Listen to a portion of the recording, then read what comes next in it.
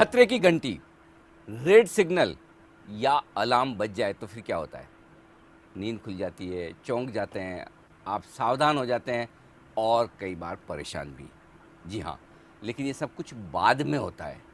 तो क्यों न, अगर आपको किसी खतरे का एहसास पहले से हो जाए कि ये होने वाला है, और ये एहसास खास तौर से जब पैसे से जुड़ा हो, आपके इन्वेस्टमेंट से जुड़ा हो, तो और भी ज़्यादा ज़रूरी। तो रिसर्च गुरुकुल के आज के एपिसोड में हमारे गुरुदेव वरिंदर बंसल आपको ऐसा ही कुछ बताने, सिखाने और समझाने वाले हैं कि कहाँ बजने वाली है खतरे की घंटी, और इस घंटी को बजने के पहले ही आप सावधान हो जाएं। बिल्कुल सर। बहुत बहुत स्वागत है वरिंदर आपका। थैंक यू जी। एक चीज़ जो मैं बताना चाहता हूँ हमारे दर्शकों को, वो ये कि कई सारे स्टॉक ऐसे होते हैं कि ऐसा लगता है कि ये स्टॉक तो कभी रुकेगा ही नहीं, इसको तो सिर्फ और सिर्फ ऊपर ही जाना है। और जो लोग इस स्टॉक को रिकमेंड नहीं करते हैं या लेने से मना करते हैं, उनसे बड़ा बेवकूफ़ दुनिया में कोई है नहीं। ऐसा बहुत सारे रिटेल इन्वेस्टर्स मानते हैं, बिल्कुल और राइटली सो, बिल्कुल क्योंकि शेयर का भाव हमेशा ऊपर जाता है। बिल्कुल। लेकिन कुछ कुछ केस ऐसे होते हैं जब वो गिरता है तो वो कहते हैं ना, circuit to circuit, circuit to circuit ऊपर चलता है। जब नीचे आता था भी वो सीढ़ियाँ ही बनाता है, नीचे उतरने वाली सीढ़ियाँ बनती है हर रोज़ 5% नीचे, और कहाँ जाकर रुकेगा पता नहीं, बिल्कुल। पेनी स्टॉक्स हो जाता है। तो आज हम इस एपिसोड में कुछ ऐसी ही कंपनियों की बात करेंगे जहाँ पर बहुत तेज़ी हुई, और तेज़ी होने के बाद वो स्टॉक गिरे भी धड़ाम से। लेकिन क्या आपको, हमें ये पता चल सकता था कि ये शेयर गिरने के संकेत दे रहा है? कहीं न कहीं कुछ न कुछ कंपनी के बिजनेस मॉडल में, बैलेंस शीट में, प्रॉफिट एंड लॉस में, कामकाज में खराबी है, और यदि थी तो फिर क्या उसे पहले से भांपना आसान है? आज इसी पर बात करेंगे, और हम एक एक कंपनी का नाम लेकर, उनकी बैलेंस शीट लेकर हम एक कोशिश करेंगे समझने की कि इस कंपनी में क्या कुछ ऐसे सिग्नल थे। इसमें हम एक बात पहले डिस्क्लेमर दे दें बिल्कुल कि न तो हम ये कह रहे हैं कि कंपनी अच्छी है, ख़राब है, बिल्कुल हम ऐसा कुछ भी नहीं कह रहे हैं। बिल्कुल न हम ये कह रहे हैं कि बैलेंस शीट फर्जी है, प्रॉफिट एंड लॉस अकाउंट सही नहीं बना हुआ है, ऐसा कुछ भी नहीं कह रहे हैं। हम सिर्फ ये कह रहे हैं कि कुछ डेटा हम आपको ऐसे बताएंगे, उन डेटा के बेसिस पर आपको क्वेश्चन करने चाहिए, सवाल उठाने चाहिए कि क्या ये डेटा सही है, अगर नहीं तो फिर क्या मेरे पैसे इस कंपनी में, इस शेयर में जो लगे हैं वो सेफ़ है या नहीं। और सबसे ज़्यादा एक कंपनी को लेकर जो चर्चाएं होती है, जो लगभग हर रिटेल इन्वेस्टर्स के पोर्टफोलियो में, वो है quality limited. Yes sir. Issue क्या है इसके नाम के अलावा? और भी कोई इशू है कि इस शेयर में क्वालिटी नहीं है, कंपनी में क्वालिटी नहीं है? सर पहले तो मैं ये बताऊंगा कि सबसे ज़्यादा मिस्टेक, चाहे वो रिटेल हो चाहे इंस्टीट्यूशन हो, तब होती है जब बुल मार्केट होती है। तेजी के मार्केट में, तेजी की मार्केट में सबसे ज़्यादा गलतियाँ होंगी, जिसमें कि अभी हम हैं, जिसमें हम अभी उतना नहीं है जितना हम वो पीरियड जो था ना अपना एक ज़माना था 2014 पेनी से स्टॉक्स का। 2018 में था। हाँ। जिसने जो बोल दिया हाथ लगा दिया, किसी ने ले लिया, ब्लॉक डील हुआ तो लगा दिया, किसी को पड़ी नहीं है, आज मिस कर दिया तो अगले दिन 20% ऊपर होगा। और ये सारी रिसर्च जो होती है ऑनेस्टली तब होती है जब बेयर मार्केट होती है। नहीं तो उस समय तो रिसर्च कहाँ होती थी, उस समय तो एक कहावत चलती थी, एग्जैक्टली। इन्वेस्ट नाउ हाँ इन्वेस्टिगेट लेटर। हाँ एग्जैक्टली। भाई जब तक आप सोचोगे, पढ़ोगे, समझोगे कंपनी में, तब तक तो स्टॉक डबल हो जाएगा। Exactly. तो इसलिए पहले पैसा लगा लो। Exactly. ये बुल मार्केट की और जो गलती है। समझदार लोग होते हैं सर, कुछ चीज़ें होती हैं हाँ, जो हमेशा दिमाग में रखते हैं राइट। और हमेशा उस डिसिप्लिन से चलते हैं इन्वेस्टमेंट करने के लिए। और ये कुछ नहीं है, अगेन जैसे सर ने बोला, बहुत अच्छा बोला कि हम लोग क्वेश्चन कर रहे हैं और कुछ नहीं कर रहे हैं।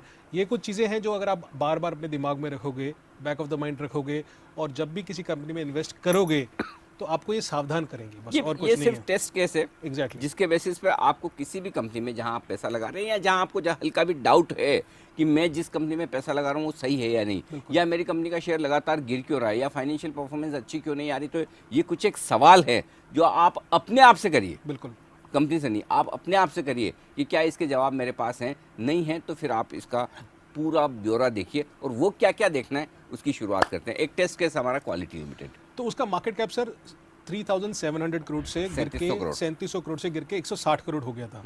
और अगेन बहुत लोग बोलेंगे यार तुम लोग तो वो कर रहे हो जो पोस्टमार्टम कर रहे हो, ठीक है ना, कि स्टॉक गिर गया उसके बाद बोल रहे हो। तो मैं भी बता दूं कि ये स्टॉक गिरना चालू हुआ फेब 2017 से। ठीक है। तो हम कोशिश हर कंपनी में करेंगे कि अगर आपको क्या संकेत फेब 2017 से या जहां से स्टॉक गिरना चालू हुआ उससे पहले थे, हाँ थे कि नहीं थे। और इम्पोर्टेंटली कि ये कंपनी जो है ये है डेयरी कंपनी है, इसका कोई भी रिलेशनशिप आइसक्रीम कंपनी जो है क्वालिटी आइसक्रीम उससे नहीं है, वो HUL की कंपनी है, ठीक है ना, तो उससे मतलब नहीं है कुछ। नहीं तो कई लोग पता चले कि एपिसोड देखने के बाद क्वालिटी आइसक्रीम खाना भी बंद कर दे, तो क्वालिटी आइसक्रीम की क्वालिटी को लेकर कहीं कोई दिक्कत नहीं, आइसक्रीम आप खा सकते। तो मैं सर ये सारी की सारी एपिसोड को ना, यहाँ कंपनीज को 3 हिस्सों में बांटूंगा, profit and loss, balance sheet और cash flow. Profit and loss, balance sheet, cash flow, ठीक है। हर इंसान क्या करता है, सिर्फ प्रॉफिट एंड लॉस देखता है। और मैं हमेशा मानता हूँ कि प्रॉफिट एंड लॉस बहुत चीज़ें छुपाता है जितना रिवील करता है। P&L मेरे हिसाब से एक बहुत ही इट्स नॉट अ स्टेटमेंट जहाँ पे इन्वेस्टर को देख के पैसा लगाना चाहिए, खाली ठीक है ना, खाली देख के पैसा नहीं लगाना चाहिए। तो अगर आप इस कंपनी का P&L देखते, अगेन हमने लास्ट 11 से लेके FY 18 तक नंबर लिए हैं, तो आपको दिखता कि 1600 करोड़ से इसका सेल्स बढ़ के कुछ 7300 करोड़ हो गया है। ये मतलब आपने 7 साल के डेटा निकाले? बिल्कुल जी, बिल्कुल निकाले। एबिटा 100 करोड़ से 525 करोड़ हो गया है, कामकाजी मुनाफा, और प्रॉफिट जो है 50 करोड़ का ऑलमोस्ट 100 करोड़ हो गया है, डबल हुआ है। तो सबसे पहले मेरे दिमाग में क्या आना चाहिए कि ये सेल्स है क्या, कंपनी करती क्या है, ये सेल्स कहाँ से आएंगी? 7,500 crore is a very big number. 7,300 crore बहुत बड़ा नंबर है। अभी आपको पता है क्वालिटी एक डेयरी कंपनी है, तो आपके दिमाग में 2-3 चीजें आनी चाहिए जब भी आप किसी कंपनी को पढ़ते हो या समझते हो या सुनते हो कुछ भी। कितना ये मैन्युफैक्चरिंग करता है, कितना ट्रेडिंग करता है, कितना ये सिर्फ दूध का काम करता है या वैल्यू एडेड प्रोडक्ट्स जो होते हैं, दही हुआ, क्रीम हुआ, क्रीम, बटर, वो सब कुछ वो करता है, ठीक है ना। कितना इसका B2B बिजनेस है, कितना B2C बिजनेस है, कितना ये मिल्क प्रोक्योरमेंट इस धंधे में बहुत जरूरी है कि ये किस तरीके से अपने डीलर से लेता है या बाहर से लेता है। और ये सारी चीज़ एनुअल रिपोर्ट में होती है, सारी की सारी चीज़ एनुअल रिपोर्ट में होती है, आपको समझना चाहिए। तो अगर आप एक स्टेप और आगे जाते, अगेन ये सारी इन्फॉर्मेशन। एक मिनट यहाँ बीच में आपको रोकूं, ये एनुअल रिपोर्ट बार बार जो आप बोल रहे हो, ये एनुअल रिपोर्ट को क्या इन्वेस्टर के लिए गीता के समान मान लें? हम हमेशा सर, क्योंकि इससे बड़ा कुछ नहीं है, इससे बड़ा कुछ ये मेरे लिए रॉ मटेरियल है। जैसे हम बोलते हैं ना कि हाँ भी अब अगर के किसी मारुति के लिए कि रॉ मटेरियल क्या है, स्टील है, ऑटो एंसिलरीज है। अगर आप इन्वेस्टमेंट है, अगर आप इन्वेस्टमेंट फील्ड में हो, तो आपके लिए रॉ मटेरियल सबसे बड़ा जो है वो है पढ़ाई या रॉ मटेरियल, चाहे एनुअल रिपोर्ट। तो एनुअल रिपोर्ट बहुत बहुत बहुत बहुत बड़ी चीज़ है सर। घिस के गोल के पी जाते हो? नहीं, बिकॉज वही ही जरूरी है, उसी में आप पैसा लगा रहे हो, आप पैसा उसी में लगा रहे हो, आप उसके बेसिस पे ही पैसा लगा रहे हो। अगर आपको धंधा ही नहीं समझ आएगा तो आप क्या करोगे? तो मैं उस पर आऊंगा बार बार। तो अगर आप थोड़ा सा आगे जाइए तो आप देखिए कि अगर 7,300 करोड़ के इसके सेल्स थे और लास्ट 8 साल का फिर डेटा देखोगे तो आपको मालूम चलेगा कि इसकी परसेंटेज ऑफ ट्रेडेड कितना था। तो ये पहले 7, 8, 10% का परसेंटेज ऑफ ट्रेडिंग करता था। बाद में जाके इसका बढ़ के कुछ 33% हो गया, फिर कम होकर 20% हो गया। तो ये प्योर मैन्युफैक्चरिंग करता, ट्रेडिंग कंपनी भी है। 20 से 30% इसका ट्रेडिंग भी होता था। अभी बहुत लोग सिर्फ सेल्स, एबिटा और पैट देखते हैं। मैं बोलता हूँ ग्रॉस मार्जिन भी देखो। अभी ग्रॉस मार्जिन देखो तो इसका ग्रॉस मार्जिन जो है 10% के आसपास थे। बट इसके अगर पेयर्स देखोगे, पेयर्स मतलब प्रभात हुआ, पराग हुआ या फिर हेडसन हुआ, तो उसके 20 से लेके 25% के बीच में ग्रॉस मार्जिन होते थे। तो इस कंपनी के ग्रॉस मार्जिन पेयर से जो पेयर की जो उसके कॉम्पिटिटर्स हैं उनसे कम है। तो ये चीज़ 25% के सामने इनके मार्जिन सिर्फ 10%, 20-25% के सामने 10%। मैं ये चीज़ें बहुत ज़रूरी देखता हूँ कि इसका पावर एंड फ्यूल कॉस्ट कितना है। पावर एंड फ्यूल कॉस्ट इसका कुछ 0.2%, 0.3% ऑफ सेल्स था। दूसरी कंपनीज का जो आप देखोगे 2% था। सेलिंग एंड एडमिनिस्ट्रेशन एक्सपेंसेस जो है, बिकॉज ये B2C में जा रहा था, अक्षय कुमार जी को भी लिया था इन्होंने अपना ब्रांड एम्बेसडर, तो सेलिंग एंड एडमिनिस्ट्रेशन कॉस्ट इसका कुछ 1% के आसपास था। लेकिन आप अगर दूसरी कंपनीज को देखोगे तो उनका 7%, 8% सेलिंग एंड डिस्ट्रीब्यूशन एक्सपेंसेस होता है। ठीक है, ये ट्रेडिंग करता है, बट ये बहुत कम लग रहा है कंपेयर टू द इंडस्ट्री। इसके मार्जिन 7% है, बिटा मार्जिन, कामकाजी मुनाफा, वो इसलिए है बिकॉज इसका सेलिंग एंड एडमिनिस्ट्रेशन कॉस्ट है ही नहीं है। तो कहने का मतलब ये है कि इस नंबर से देख के आपको ये लगता है कि जो इसके नंबर्स है ना, जो पेयर से उतना तालमेल नहीं कर रहे हैं, एटलीस्ट द इंटरनल मैट्रिक्स नहीं तालमेल कर रहे हैं कि इसका सेलिंग एडमिनिस्ट्रेशन एक्सपेंसेस कम है, एम्प्लॉय कॉस्ट कम है। एम्प्लॉय कॉस्ट तो ऐसी सिचुएशन में तो इसके जो कॉम्पिटिटर्स हैं जिनसे इनके नंबर्स मैच नहीं कर रहे हैं, तो उनके भी तो गलत हो सकते हैं नंबर। सर अगेन डिपेंड करता है आप उस कंपनी को कितना टाइम तक ट्रैक कर रहे हो। अगर सपोज करो आपने हेडसन को लास्ट 10-15 साल से ट्रैक किया हुआ है, तो आपको समझ आ जाएगा वो गलत है कि नहीं सही है। इसलिए आपको धंधा समझना थोड़ा सा वहाँ पे जरूरी हो जाता है। तो अगर आप इसके देखोगे चलो सेल्स बढ़ रही है, मेरे दिमाग में बार बार क्या रहेगा कि 7,300 करोड़ का सेल्स, तो मैं देखूंगा 7,300 करोड़ का सेल्स तो P&L में दिखा दिया। चलो अभी कैश फ्लो देखो, आप डेटर्स देखो, बैलेंस शीट में जाके डेटर्स देखो, तो आप डेटर्स देखोगे, डेटर्स इसके 400 करोड़ से उसी पीरियड में 1900 करोड़ हो गए। डेटर्स बढ़ गए, लगभग 5 गुना हो गए, लगभग 5 गुना हो गए। बट डेटर्स डेज के कुछ 95 ही रह रहे हैं, 3 महीने के आसपास ही रह रहे हैं। इवन इसका बिजनेस मॉडल चेंज हो रहा है, बट फिर भी इसका डेटर्स जो है 95-100 करोड़ के आसपास का रह रहा है, जो कि 3 महीने है। फिर अब आपसे पक्का पूछना चाहिए कि यार क्या इस इंडस्ट्री में ये जो 3 महीने का पीरियड है, डेटर्स डे मतलब मैंने माल बेच दिया, बट पैसा कितने टाइम में आता है। मैं एक चीज़ में हमेशा विश्वास करता हूँ, उस धंधे में पैसा लगाओ जहाँ पे गले में पैसा है। और जल्दी गलने में पैसा नगद आना चाहिए, नगद आना चाहिए पैसा, ठीक है ना। इसीलिए कुछ कंपनी जो है HUL हुआ, जुबिलेंट फूड हुआ, उनको गले पे पैसा मिलता है। उनका जो होता है 1-1, 2-2 दिन में उसी दिन पैसा आ जाता है। अरे लोग एडवांस देके लेते हैं। एग्जैक्टली। तो आप देखिए कि जो इसके कॉम्पिटिटर्स हैं वो कितना डेटर्स डे है। अगेन सबका बिजनेस मॉडल अलग हो सकता है, तो आपको ये भी समझना चाहिए क्योंकि हेडसन इज कम्प्लीटली डिफरेंट। उसका हेडसन का आप मानोगे सर डेटर्स डे सिर्फ 2 दिन है, हेरिटेज का 2 दिन है, प्रभात फिर भी लगभग कंपैरिजन आप कर सकते हो इस कंपनी के साथ, क्वालिटी के साथ। प्रभात का 50 दिन है, इसका 90 दिन है। सो कहने का मतलब है अगेन जैसे आपने बोला क्वेश्चन मार्क, तो आपके दिमाग में क्वेश्चन मार्क आना चाहिए। तो इसका मतलब अगर आप बिजनेस कर रहे हो लोगों को उधार दे के 3 महीने कम से कम, वो भी 3 महीने का जो सबसे ज़्यादा है, तो इसका मतलब या तो आपको कस्टमर मिल नहीं रहे इसलिए ज़्यादा उधार देना पड़ रहा है, या फिर आप उधार ज़्यादा दे रहे हो तो इसका मतलब आप हाई रिस्क बिजनेस कर रहे हो, है ना। वही हुआ ना मतलब। एग्जैक्टली क्योंकि आपको धंधा बढ़ाना है, धंधा बढ़ाने के लिए आपको कुछ ना कुछ इंसेंटिव देना पड़ेगा, आप ये इंसेंटिव दे रहे हो। फिर बैलेंस शीट में जाके हमेशा कुछ कंपनी का कैश पक्का देखा करो। मैं हमेशा मानता हूँ कि अगर बाहर से दिखता है ना कि उसके पास कैश इतना है, आप शेड्यूल में पक्का चेक कीजिए। अच्छा, शेड्यूल में चेक करना बहुत जरूरी है, एनुअल रिपोर्ट में, इसलिए बोलते हैं एनुअल रिपोर्ट पढ़ना बहुत जरूरी है। अभी इस कंपनी में आप देखिए इसके पास कुछ 65 करोड़ का कैश एंड कैश इक्विवेलेंट था 18 में, 65 करोड़ 65 करोड़ का, सॉरी 65 करोड़ का, लेकिन उसमें चेक्स इन हैंड 60 करोड़ के थे। अच्छा, 65 करोड़ का टोटल पैसा है मेरा कैश और बैंक मिला के।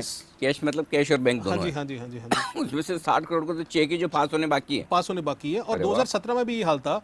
टोटल 84 करोड़ का इसके पास कैश एंड कैश इक्विवेलेंट था, जिसमें 75 करोड़ 75 करोड़ वो चेक्स इन हैंड थे। तो मेरे लिए अगेन ये क्वेश्चन मार्क बनता है कि कोई भी कंपनी चेक्स इन हैंड या करंट अकाउंट में पैसा क्यों रखती है इतना। आपका 80-90% जो पैसा है वो चेक्स इन हैंड या करंट अकाउंट में पैसा क्यों होता है। चेक्स इन हैंड होने में बुराई क्या है। सपोज आज 31 मार्च है, मैंने चेक जमा करवाए, ट्रांसफर होकर क्लियर होने में 1-2 दिन लगेंगे। हर कंपनी यही बोलती है कि हाँ भी हम लोग पैसा इसलिए, ये आपको जो एंट्री दिख रही है इसलिए दिख रही है बिकॉज हमने अभी जमा कराया, तो आपको हमेशा दिखेगा। बट अगर आप पैटर्न देखोगे ना कि भैया ये 2 साल से 3 साल से यही हो रहा है, सर मैं बनिया हूँ, बनिया तो 2% 3% ब्याज कभी छोड़ता भी नहीं है ना किसी पे, या कंपनी वाला नहीं छोड़ेगा ना, कंपनी वाला हमेशा। इसमें एक पॉइंट और बोलना चाहता हूँ मैं, एक पॉइंट और बोलना चाहता हूँ। आप बनिया तो ठीक है अपनी, आजकल तो जमाना डिजिटल पेमेंट का हो गया। एग्जैक्टली, वो तुरंत आरटीजीएस होता है। हाँ जी। चेक इन हैंड वाला तो सिस्टम ही खत्म है, सीधा आरटीजीएस। जिसको आपको पैसा देना है, अगर मुझे आपको देना है तो मैं चेक दूंगा तो चेक लिखने में गलती करूंगा, सिग्नेचर मिसमैच होगा, भेज रहा हूँ चेक, अगर मेरी देने की नियत है तुरंत आरटीजीएस कर दूंगा। देखो मैंने बहुत कंपनीज में देखा है हिस्टोरिकली, जिन्होंने लेसन सिखाया है मुझे कि जिस कंपनी ने ये checks in hand, checks in hand, current bank में पैसा रखा, उसमें हमेशा क्वेश्चन मार्क रेज हुआ था आगे जाके फ्यूचर में। कभी आएगा ही आएगा, हमेशा आगे आता है। तो अगेन आपको एज ए इन्वेस्टर कॉशियस रहना चाहिए, एटलीस्ट पूछना चाहिए बार-बार ये क्यों। जिसको पैसा देना है वो आपको आरटीजीएस कर देगा, जो भी। हाँ ठीक है। फिर अगेन मेरे दिमाग में बार-बार आता है यार ये 7,300 करोड़ का सेल्स, ठीक है ना। फिर मैं बोलता हूँ कि अगर 7,300 करोड़ का सेल्स हुआ था, उसके कारण अगर प्रोडक्शन करता है तो कैपेक्स तो करता होगा ना, हवा में तो सेल्स होगा नहीं। सेल्स होने के लिए एसेट चाहिए, ग्रॉस ब्लॉक चाहिए, ग्रॉस ब्लॉक के लिए कैपेक्स करेगा। तो अगर आप इसका ग्रॉस ब्लॉक देखो, मतलब इन्वेस्टमेंट, ज्यादा पैसा खर्च करना बिजनेस के लिए, एक्सपेंशन के लिए, प्लांट एंड मशीनरी के लिए, ठीक है, उसको कैपेक्स बोलते हैं। उसका ग्रॉस ब्लॉक जो 60 करोड़ का था बढ़ के 676 करोड़ हो गया, 10 टाइम हो गया, ठीक है। पर उसके सामने उसका डेट देखिए, डेट 400 करोड़ का 1800 करोड़ हो गया। तो मैं अगेन बार-बार अपने दिमाग में ये सोचूंगा एज ए सिंपल, अगर रिटेल इन्वेस्टर को समझना हो तो मुझे कितना ग्रॉस ब्लॉक चाहिए इतना सेल्स करने के लिए, जिसको हम फिक्स्ड एसेट टर्नओवर रेशियो बोल देते हैं। एसेट टर्नओवर रेशियो बोल देते हैं। तो मैं बार बार ये सोचता हूँ कि ये क्वालिटी जैसे है, इसका सेल्स था कुछ 6,500 करोड़, इसका फिक्स्ड एसेट था कुछ 660 करोड़। करेक्ट। इसको कंपैरिजन कर लीजिए प्रभात के साथ, हेडसन के साथ, पराग के साथ। इसका जो टर्नओवर था ये 10 टाइम था। Sales to fixed asset turnover 10 time था। बाकी जो भी लगा लीजिए उनका मैक्सिमम 4 टाइम था, 3 टाइम 4 टाइम मैक्सिमम था। उस हिसाब से तो ये कंपनी ज्यादा एफिशिएंट दिखती है मुझे। नहीं, आपको एफिशिएंट देखिए कि ना, अगेन आपको एक क्वेश्चन मार्क करना है। सी मैं ऐसा बोलता हूँ कि सी हेडसन ना इस मिल्क इंडस्ट्री में इज लाइक इन्फोसिस। अच्छा, इज लाइक इन्फोसिस। अच्छा, वो उसके प्रमोटर हुए, उसके इंटरनल नंबर्स हुए, मजबूत है एकदम, बहुत बहुत मजबूत है। तो अगर सबसे बड़ा प्लेयर मेरे लिए वो उतनी एफिशिएंसी से काम नहीं कर रहा, तो ये किस तरीके से कर रहे हैं? यहाँ तो ये बहुत बड़े चमत्कारी हैं, ठीक है ना, यहाँ तो इनको ज्यादा कुछ आता है जो उनको नहीं आता। Too good to be believe. तो अगेन क्वेश्चन मार्क, आपके लिए क्वेश्चन मार्क होना चाहिए कि इतना नंबर्स बहुत अच्छे हो तो भी क्वेश्चन मार्क कर दो, बहुत खराब हो तब तो करना ही है। 100% करना चाहिए, मैं आपको बता रहा हूँ। हम तो इतने केसेस हुए थे, किटेक्स और पेज इंडस्ट्रीज का एग्जांपल था। हाँ। किटेक्स हमेशा अपने मार्जिन्स पेज से अच्छे दिखाता था, और किटेक्स का भाव भी बढ़ा था क्योंकि बुल मार्केट थी। बहुत ऐसी कंपनीज एग्जांपल्स हैं। विजुअल सॉफ्ट बनने वाला था इन्फोसिस, और कोई पुंज लॉयड एलएनटी बनने वाला था, कुछ भी। एग्जैक्टली, पुंज लॉयड एलएनटी, क्या एग्जांपल दिया आपने। नो नो, सीरियसली ये हाँ, तो बहुत अच्छी कोई एग्जांपल्स हाँ। हैं। सी, लेकिन कंसिस्टेंटली पैसा किसने बनाया? एलएनटी ने, इन्फोसिस ने, तो मतलब कोई हडसन ने। जरूरत से ज्यादा, मतलब अच्छा कोई खूबसूरत दिख जाए तो ये भी पता करना जरूरी है कि नेचुरल ब्यूटी है, मेकअप किया हुआ है। हाँ, ये जरूरी है। नहीं, ये क्वेश्चन है। फिर आपने बैलेंस शीट देखा, अभी आप कैश फ्लोज देखिए। मैं हमेशा बोलता हूँ कैश फ्लो टू एबिटा देखना बहुत जरूरी है, राइट, ठीक है ना, बहुत जरूरी है। एबिटा, कामकाजी मुनाफा, कामकाजी मुनाफा जो है वो कैश में आ रहा है कि नहीं आ रहा है। तो मैं एग्जैक्टली सी, मैं बोलता गले में पैसा आ रहा है कि नहीं आ रहा है, कैश फ्लो फ्रॉम ऑपरेशंस, ठीक है ना। तो 11 से लेके 18 तक अगर आप एबिटा देखो इस कंपनी का, 100 करोड़ से 525 करोड़ गया, ठीक है, ठीक है। बट इंपॉर्टेंटली आप कैश फ्लो फ्रॉम ऑपरेशंस देखिए इस कंपनी का, सर -139 करोड़, -134 करोड़, -110 करोड़। अगर आप टोटल करेंगे ना, तो लास्ट 8 साल में एबिटा इस कंपनी का 2500 करोड़, 2500 करोड़ का कामकाजी मुनाफा किया, ठीक है। और कैश फ्लो कितना किया इसने? कितना? 7 करोड़ बस। तो एक रेशियो होती है कि ये सबसे बड़ा कैच है।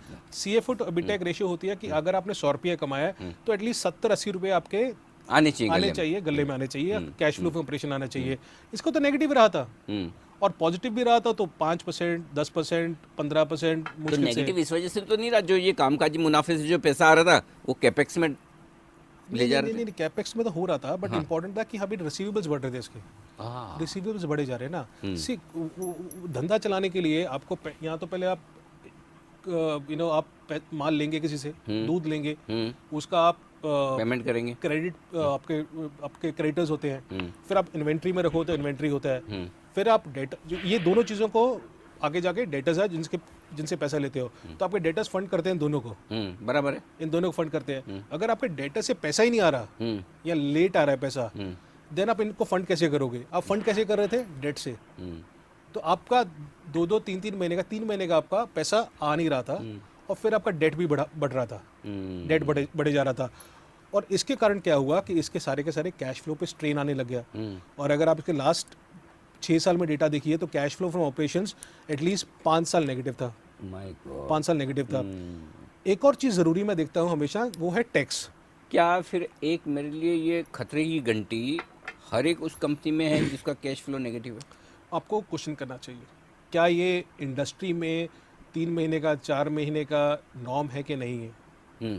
ये ज़रूरी है। अच्छा, मतलब अगर मैं इंडस्ट्री की दूसरी कंपनियां भी क्या ऐसे ही कैश फ्लो रख रही है? क्या उतने ही समय के लिए उधार दे रही है? क्या उनके भी डेटर 90 दिन के हैं या 60 दिन के हैं? क्या वो भी क्रेडिटर को एडवांस में पेमेंट दे रही है या नहीं? वर्किंग कैपिटल कितनी रख रही है? सर, आज एशियन पेंट्स में और से शालीमार पेंट्स में क्या फ़र्क है?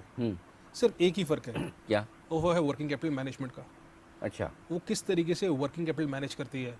आज एशियन पेंट्स को 1 दिन में, 2 दिन में, 3 दिन में उनको पैसा मिल जाता है डीलर से। डीलर एडवांस देते हैं उनको पैसा कि मेरा प्रोडक्ट रखो आप। दूसरे क्या करेंगे कि हाँ भी वो प्रोडक्ट रखेंगे, बोले कोई बात नहीं आप रखो, मुझे 2 महीने 3 महीने बाद जब बिक जाए तो पैसे दे देना, वैसा वो भी लेट होता है। हाँ, वो भी लेट होता है, वो भी लेट होता है। तो इन सब कंपनीज में बहुत जरूरी है आप वर्किंग कैपिटल मैनेजमेंट कैसे कर रहे हो, बिकॉज वही ही चीज़ है, वही ही चीज़ है जिसको आपको मैनेज करना है। अभी आप टैक्स की बात, टैक्स में क्या है? ये तो जितना सरकार को देना दे रही है, उसमें क्या टैक्स में क्या देखना? देखिए सर, यही तो चमत्कार है प्रॉफिट एंड लॉस में और कैश फ्लो में।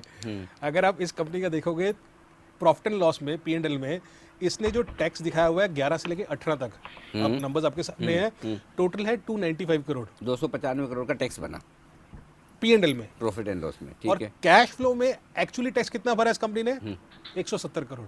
अच्छा, मतलब लगभग 125 करोड़ कम टैक्स भरा है। हाँ जी।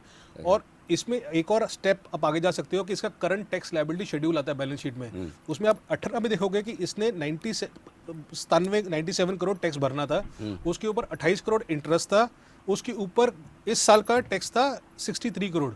इस टोटल मिला के इसने सिर्फ टैक्स भरा कितना? 190 करोड़ इसको भरना था गवर्नमेंट को, उसमें सिर्फ इसने 10 करोड़ पे किया। तो ये गवर्नमेंट को पैसा भी दे नहीं रहा था। ओहो, तो ये गवर्नमेंट को पैसा दे नहीं रहा था। यस, करेक्ट, ठीक है। फिर हाँ भाई, जो सबसे ज़्यादा जरूरी है कि जिसके तो आप पैसे बचा ही नहीं सकते, ये तो देने ही पड़ेंगे, कम से कम सरकार के तो देने पड़ेंगे, वो ही नहीं जा रहे हैं तो दूसरे तो जाना चाहिए। इसलिए कैश फ्लो बहुत जरूरी है। इसलिए आप एंट्री कैश फ्लो में भी फिर पहली चीज़ यही देखें क्या, टैक्स वाली? ये 2-3 चीज़ें आपको वर्किंग कैपिटल मैनेजमेंट जो आपको कैश फ्लो फ्रॉम ऑपरेशन में आता है वो जरूरी देखना है, टैक्सेस जा रहे हैं कि नहीं जा रहे, जितने वो बोल रहे हैं उतने जा रहे हैं कि नहीं जा रहे। मैं प्रमोटर शेयर होल्डिंग बहुत ध्यान से देखता हूँ। हाँ, तो अगला रेड सिग्नल यही है। अगला रेड सिग्नल यही है। अभी अगेन अगर का आपको ये चेक करना हो तो प्रमोटर शेयर होल्डिंग अगर 11 से लेकर 18 तक देखो इस कंपनी में, सर ये 75% होल्डिंग था प्रमोटर का 11 में, 75%, ठीक है। आज की डेट में कितना रह गया? 24% बस। हाँ जी। ओहो। अगेन आप सी अगेन सिंपल सोचिए, आप फंडिंग कैसे कर रहे हो? धंधे की फंडिंग आप डेट से कर रहे हो, बट डेट के लिए आपको कुछ ना कुछ तो कोलेट्रल चाहिए। तो कोलेट्रल क्या रहा इनका? इक्विटी शेयर, अपने शेयर रखो, प्लस प्रमोटर का भी कुछ आएगा, आगे बताऊंगा। तो उस चीज में क्या रहा कि इसका जब प्रमोटर शेयर होल्डिंग 75% से 24% हो गया, बट उसके साथ साथ इसका प्लेज परसेंटेज देखिए आप, 11 में सिर्फ 3% इसका प्लेज था प्रमोटर का। आज की डेट में कितना प्लेज है? 100%। ओहो, प्रमोटर शेयर होल्डिंग घट रही है, प्लेज बढ़ रहा है, ठीक है ना। फिर आपको ये कुछ रिलेटेड पार्टी ट्रांजैक्शंस पढ़नी बहुत जरूरी होती है। ये सिंपल है, ये बैलेंस शीट में आप जाओगे, सिर्फ आप related party transaction control F कर दीजिए, आपको पता चल जाएगा। उससे सिर्फ ये होगा, पता चलेगा कि अगर आप बोल रहे हो कि इस कंपनी में ये वाला नाम है, मुझे ट्रैक करना है, उसके साथ साथ 2-3 नाम और आपको पता चल जाएगा कितने ज़रूरी हैं, कितने बड़े हैं, कितने इन्वॉल्व है इस कंपनी में। तो आपको इस कंपनी में पशुपति डायरीज हुआ, JTPL प्राइवेट लिमिटेड हुआ और संजय ढिंगरा हुआ, वो आपको पता चल जाएगा। अब ये संजय ढिंगरा जी क्यों इंपॉर्टेंट है? बिकॉज इन्हीं का माल फूटा था सारे का सारा। आपको अगेन पता चल जाएगा कि यही थे जिन्होंने गारंटी दी थी फाइनेंशियल लिमिट्स के लिए कुछ 1150 करोड़ की, उन्होंने शेयर प्लेज किए थे लोन के लिए कुछ 750 करोड़। तो आपको पता चल जाएगा कि भाई ये 2-3 प्रमोटर्स और हैं या कुछ रिलेटेड पार्टीज हैं जिनको मुझे ट्रैक करना है, बिकॉज इन्होंने अपनी गारंटी दी है कंपनी के शेयर्स प्लेज करने के लिए या फिर लॉन्ग टर्म लोन्स के लिए उन्होंने दी हुई है। ठीक है, परफेक्ट, डन। तो ये इस कंपनी में हुआ। अभी लेटेस्ट सिचुएशन क्या है इस कंपनी में? KKR ने ऑफ कोर्स ये इंसॉल्वेंसी पिटीशन फाइल कर दी है इस कंपनी के ऊपर। और अभी चमत्कार देखिए सर, बताइए। इसका जो क्वार्टरली रन रेट सेल्स होता था 1700, ऑलमोस्ट 1700-1800 करोड़ होता था। रन रेट मतलब हर तिमाही में कितनी सेल्स कर रही है? कितना सेल्स होता? 1700-1800 करोड़। आज की डेट में कितना सेल्स है? 1700-1800 करोड़, थोड़ा बहुत कम ज्यादा होगा। 350 करोड़ सिर्फ। ऐसा क्यों? हाँ, अभी आप सोचिए वो कहाँ गया सारे का सारा। तभी मैं बोलता हूँ सेल्स समझना बहुत जरूरी है। सेल्स समझना बहुत जरूरी है कि सेल्स होता कहाँ पे है, एसेट टर्नओवर इतना कैसे होता है। क्या कंपनी ने शेयर के भाव से लिंक किया हुआ है कि भाव गिरे सेल्स गिर जाए, भाव बढ़े सेल्स बढ़ जाए? क्या मालूम। इसका एबिटा जो 100 करोड़ 125 करोड़ होता था, आज की डेट में -1400 करोड़ है। -1400 करोड़। सबसे मजेदार चीज है और जिसको देख के मुझे बहुत गुस्सा आया था ऑनेस्टली, कि इन लोगों ने इतना लॉस क्यों दिखाया 1500 करोड़ का? क्योंकि इन्होंने बोला कि अदर एक्सपेंसेस हैं। अदर एक्सपेंसेस कितने? कुछ 1450 करोड़। 1450 करोड़ में ये बोलते हैं कि प्रोविजन फॉर डाउटफुल डेटर्स, जो मैं आपको बोला आएंगे नहीं पैसे वापस, ये एनपी हो गए इनके 1270 करोड़। 1270 करोड़ पैसे आएंगे नहीं वापस, या प्रोविजन फॉर डाउटफुल डेट्स में डाल दिए। प्रोविजन फॉर डाउटफुल एडवांसेस, मतलब मैंने पैसा दिया था किसी को एडवांस की, आपसे माल लूंगा, हाँ, वो भी नहीं आएगा। 143 करोड़ वो माल भी नहीं और पैसा भी नहीं। सो आपने जो भी रिकॉर्ड की थी सेल्स, और सेल्स इतनी ज़्यादा थी, जैसे मैंने इसलिए बोला एसेट टर्नओवर बहुत ज़रूरी है देखना। एसेट टर्नओवर अगर आपने नहीं समझा होता कि 10 टाइम का क्यों हो सकता है, फिर आपके डेटर्स बढ़ते गए, जिससे लेना उसके भी नहीं आएंगे, जिसको दे दिया उसके भी नहीं आएंगे। और आज राइट ऑफ कर दिया सारा, और आज right of 1500 crore right of कर दिया।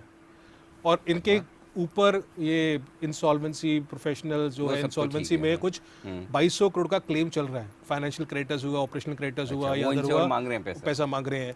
इन्होंने अनपेड टैक्स है कुछ 180 करोड़ का। दुबई की सब्सिडरी बनाई थी, वो कर दी है, बंद कर दी है।